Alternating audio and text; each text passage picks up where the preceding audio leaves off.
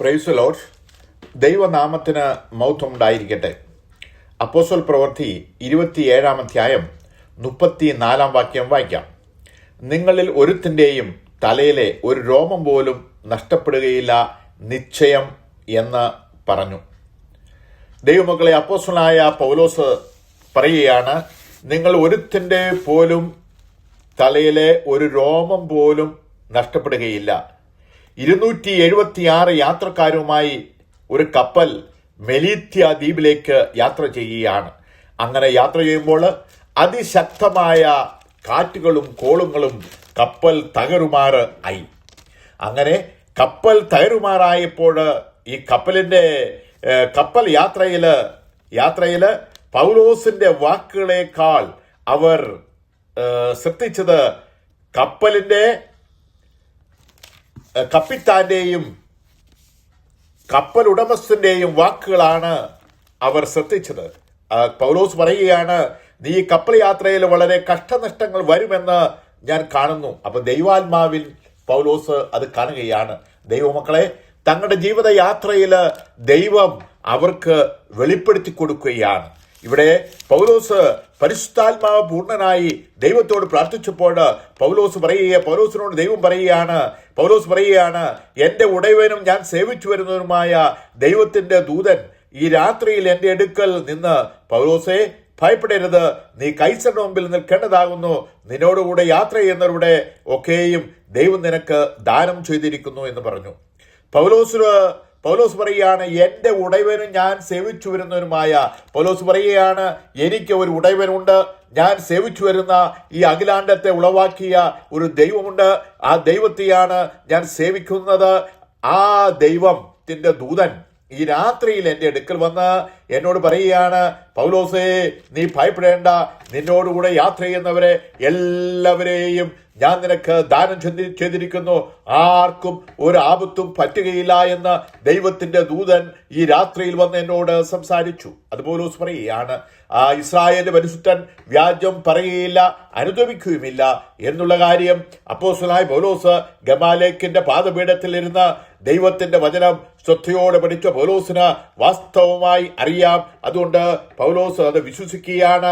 അതുകൊണ്ടാണ് പൗലോസ് പറയുന്നത്, നിങ്ങൾ ഒരുത്തിന്റെ തലയിൽ നിന്ന് ഒരു രോമം പോലും നഷ്ടമാകുകയില്ല, നിശ്ചയമെന്ന് ഞാൻ പറയുകയാണ്. അതായത് മനുഷ്യ ശരീരത്തിലെ നമ്മുടെ തലയിലെ മുഴുവൻ രോമങ്ങളെയും ആര് എണ്ണിയിരിക്കുന്നു?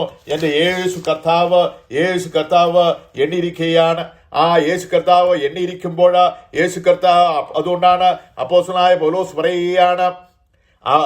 പറയുകയാണ്, നിങ്ങളുടെ തലയിലെ ഒരു രോമം പോലും നഷ്ടപ്പെടുകയില്ല എന്ന് ദൈവത്തിന്റെ ദൂതൻ ഈ രാത്രിയിൽ വന്ന് എന്നോട് പറയുകയാണ്. ഞാൻ സേവിച്ചു വരുന്ന ദൈവത്തിന്റെ ദൂതനാണ്, ഈ അഖിലാണ്ടത്തെ ഉളവാക്കിയ ദൈവത്തിന്റെ ദൂതനാണ് എന്നോട് പറഞ്ഞത്. അവൻ വ്യാജം പറയുന്നവനല്ല, അവൻ അനുദപിക്കുന്നവനല്ല, അത് അതുപോലെ തന്നെ സംഭവിക്കുമെന്ന് പറയുകയാണ്. ദൈവമക്കളെ, നമുക്ക് സങ്കീർത്തനം 34 അധ്യായം 19 വാക്യത്തിൽ പറയുകയാണ്, നീതിമാന്റെ അനർത്ഥങ്ങൾ അസംഖ്യമാകുന്നു, അവ എല്ലാത്തിൽ നിന്നും യഹോവ അവനെ വിടുവിക്കുന്നു. നീതിമാന്റെ ജീവിതയാത്രയിൽ അവന് അനർത്ഥങ്ങൾ വളരെയധികമുണ്ട്.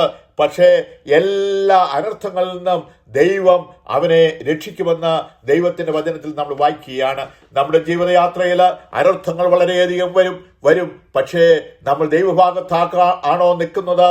ഹല്ലേലൂയ. ആണെങ്കിൽ ദൈവം നമ്മോട് കൂടെയുണ്ട്, അവൻ നമ്മളെ ഉള്ളങ്കയിൽ വഹിക്കുന്ന ദൈവമാണ് എന്ന് അപ്പോസ്തലനായ പൗലോസ് നമ്മെ ഓർമ്മപ്പെടുത്തുകയാണ്. ദാനിയേൽ പ്രവചനം 3 അധ്യായം 28 വാക്യത്തിൽ നമ്മൾ വായിക്കുകയാണ്, ഹല്ലേലൂയ.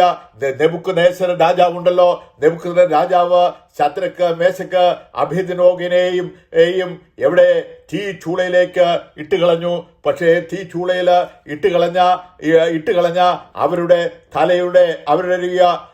ആ പുരുഷന്മാരുടെ ദേഹത്തിന് തീ പിടിക്കാതെയും അവരുടെ തലമുടി കരിയാതെയും കാൽ ചട്ടയ്ക്ക് കേടുപറ്റാതെയും അവർക്ക് തീയുടെ മണം തട്ടാതെയും ഇരുന്നു.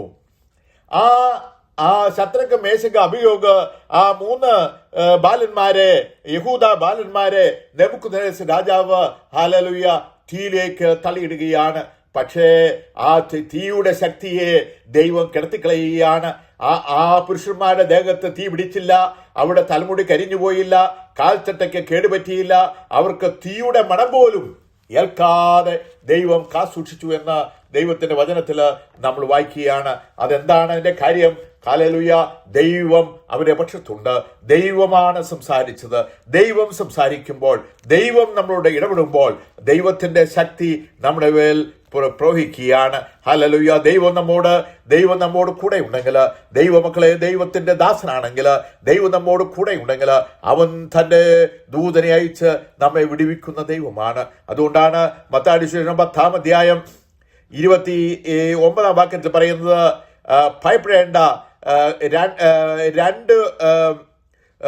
ഭയപ്പെടുവിൻ, കാശിന് 2 കുരുവികൾ വിൽക്കുന്നില്ലയോ, അവയിൽ ഒന്നുപോലും നിങ്ങളുടെ പിതാവ് സമ്മതിക്കാതെ നിലത്ത് വീഴുകയില്ല. 2 കുരുവിയുണ്ടല്ലോ, ആ കുരുവിനെ വിൽക്കുന്നുണ്ടല്ലോ, അത് ഒരെണ്ണമെങ്കിൽ നിലത്ത് വീഴണമെങ്കിൽ ആര് സമ്മതിക്കണം? നമ്മുടെ പിതാവായ ദൈവം സമ്മതിക്കാതെ അത് നിലത്ത് വീഴുകയില്ല. എന്നാൽ നിങ്ങളുടെ തലയിലെ രോമവും എല്ലാം എണ്ണപ്പെട്ടിരിക്കുന്നു. നമ്മുടെ തലയിൽ ആയിരക്കണക്കിന് രോമങ്ങളുണ്ട്, ആ ഹെയർ ഉണ്ടല്ലോ, അതെല്ലാം എണ്ണപ്പെട്ടിരിക്കുന്നു. ആകയാൽ ഭയപ്പെടേണ്ട, ഏറിയ കുരുവിയെക്കാളും നിങ്ങൾ വിശേഷമുള്ളവരല്ലോ. മനുഷ്യരുടെ മുമ്പിൽ എന്നെ ഏറ്റുപറയുന്ന യവനെയും സ്വർഗസ്നായ പിതാവിന് മുമ്പിൽ ഞാനും ഏറ്റുപറയും. നമ്മൾ കുരുവിനേക്കാൾ ശ്രേഷ്ഠരാണ്. അതുകൊണ്ട് നമ്മുടെ തലയിലെ രോമങ്ങളെല്ലാം എണ്ണപ്പെട്ടിരിക്കുകയാണ്. അതുകൊണ്ട് നമ്മൾ എന്തു ചെയ്യണം? ദൈവം അതെല്ലാം എണ്ണപ്പെട്ടിരിക്കുന്നു, നമ്മളെ ദൈവം കാത്തുകൊള്ളുന്നു എന്ന് ദൈവം നമ്മെ ഓർപ്പെടുത്തുകയാണ്. ദൈവമക്കളെ, നമ്മുടെ ജീവിതയാത്രയിൽ എപ്പോഴും ദൈവത്തിന്റെ സാന്നിധ്യം നമ്മൾ ദൈവഭാഗത്ത് ആണോ നിൽക്കുന്നത് എങ്കിൽ ദൈവം നമ്മെ കാസൂക്ഷിക്കുമെന്ന് ദൈവം നമ്മെ ഓർപ്പെടുത്തുകയാണ്. ലൂക്കോസ് 21-ാം അധ്യായം 17-ാം വാക്യത്തിൽ പറയുന്നു, എന്റെ നാമനിമിത്തം എല്ലാവരും നിങ്ങളെ പയക്കും, നിങ്ങളുടെ തലയിലെ ഒരു രോമം പോലും നശിച്ചു പോകില്ല താനും. നിങ്ങൾ ക്ഷമ കൊണ്ട് നിങ്ങളുടെ പ്രാണനെ നേടും. ദൈവം പറയുകയാണ്, നിങ്ങളുടെ തലയിലെ ഒരു രോമം പോലും നശിച്ചു പോകുകയില്ല. അതുപോലും നശിച്ചു പോകാതെ ഞാൻ കാക്കുന്ന ദൈവമാണ്. ഹല്ലേലൂയ, ദൈവമക്കളെ, ദൈവം നമ്മെ എത്ര ശ്രേഷ്ഠമായി അവൻ നമ്മെ ഉള്ളംകൈയിൽ വഹിക്കുകയാണ്. തന്റെ സകല വിശുദ്ധന്മാരും അവന്റെ കരങ്ങളിലാണ് ഇരിക്കുന്നതെന്ന് ആവർത്തന പുസ്തകം 33-ാം അധ്യായം 3-ാം വാക്യത്തിൽ നമ്മൾ വായിക്കുകയാണ്. നമ്മൾ ദൈവത്തിന്റെ ഭാഗത്താണ് നിൽക്കുന്നുവെങ്കിൽ, ഞാൻ അവന്റെ ക്രൂശിലേക്ക് നോക്കിയാണ് നമ്മൾ ജീവിക്കുന്നു എങ്കിൽ, നമ്മൾ എപ്പോഴും അവന്റെ വരം കൈയിലാണ് ഇരിക്കുന്നത്. നമ്മുടെ ശരീരത്തിലെ എല്ലാ രോമങ്ങളെയും അവൻ എണ്ണിയിരിക്കുകയാണ്. ഹല്ലേലൂയ, അതൊന്നും നിലത്ത് വീഴുവാൻ അവൻ സമ്മതിക്കുകയില്ല. നമുക്ക് നമ്മുടെ കുറിവാക്യത്തിലേക്ക് വരാം. ആ ഒരു കപ്പല് 276 യാത്രക്കാരുമായി മെലീത്യ ദ്വീപിലേക്ക് യാത്ര ചെയ്യുന്ന കപ്പലുണ്ടല്ലോ, ആ കപ്പലില് ഹല്ലേലൂയ വലിയ കൊടുങ്കാറ്റ്, ചുഴലിക്കാറ്റുകൾ ആ കപ്പലിലേക്ക് വന്ന് അടിക്കുകയാണ്. കപ്പൽ തകർന്നു പോകുവാൻ സാധ്യതയുണ്ട്. അപ്പോൾ ജനങ്ങളെല്ലാം പേടിക്കുകയാണ്. എല്ലാവരും ശ്രദ്ധിച്ചത് കപ്പൽ ഉടമസ്ഥന്റെയും കപ്പിത്താന്റെയും വാക്കുകളാണ്.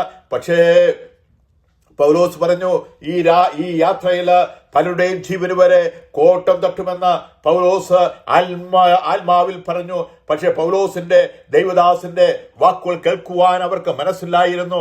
പക്ഷേ വീണ്ടും പൗലോസ് ദൈവസന്നിധിയിൽ പ്രാർത്ഥിച്ചപ്പോൾ പൗലോസ് പറയുകയാണ്, എന്റെ ഉടയവനും ഞാൻ സേവിച്ചു വരുന്നതുമായ ദൈവത്തിന്റെ ദൂതൻ ഈ രാത്രിയിൽ എന്റെ അടുക്കൽ നിന്നു. ഹല്ലേലൂയ, പൗലോസ് പറയുകയാണ്, എനിക്ക് ഒരു ഉടയവനുണ്ട്, ഞാൻ സേവിച്ചു വരുന്ന ഒരു ദൈവമുണ്ട്.